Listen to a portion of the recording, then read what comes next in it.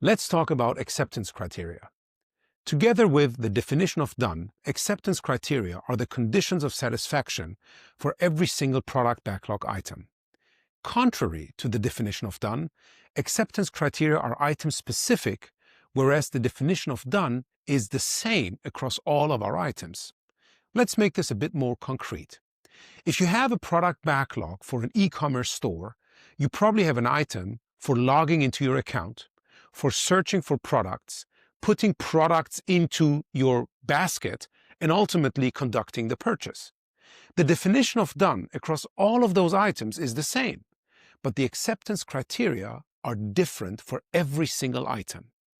Acceptance criteria are then used to conduct acceptance tests, which sometimes can be done by the users themselves, called user acceptance test. For the topics of definition of done and acceptance test, there are dedicated videos and articles within our Agile dictionary.